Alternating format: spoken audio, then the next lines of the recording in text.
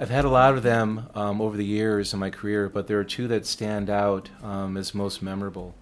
It was when recently we performed in concert at the Florida Music Educators Association All-State Music Conference.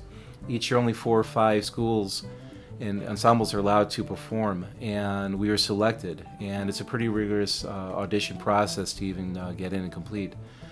But I think the biggest thing was the musical journey and personal journey that we all shared together, and we traveled together was very inspiring. And of course our performance that we gave was one of the best we've done up to that point, and it was just really, really special.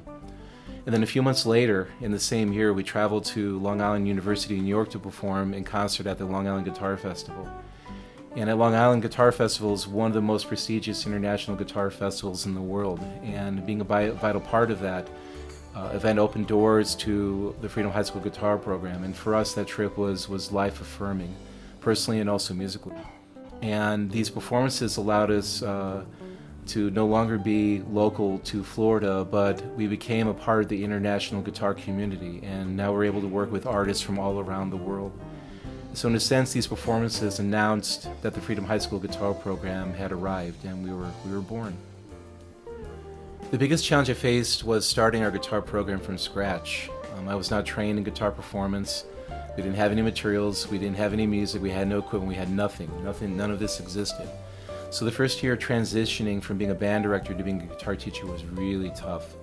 And it was during this period that my students actually and truly inspired me to help them to get better. And so at that time I began looking and surrounding myself with other educators and artists who knew more than I did and who were willing and patient enough to help and guide me in the direction that I wanted to go.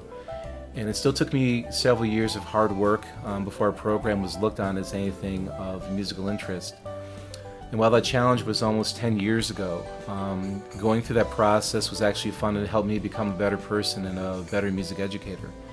And I learned a lot from my students about having no fear and to overcome any obstacle, and that no dream is too big. I think the biggest thing is that we keep high energy and student engagement and collaboration between myself and my students, as well as with each other, students, and interpersonal connection. I found that my students and I share these attributes with each other, and it's helped us form a musical collectivism and driving work ethic that's not seen in many music programs. And that allows us to be consistently successful, knowing that music is an art that can never really be mastered, and that students in our program are always looking to find the better musician and better person.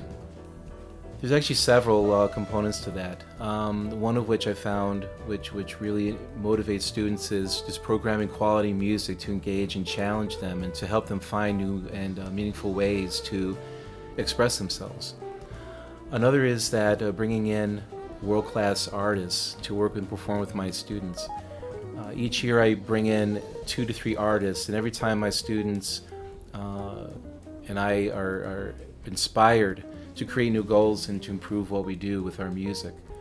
I always encourage my students to become lifelong learners and to keep discovering and growing. And I also try to provide as much as I can learning experiences that I've never had.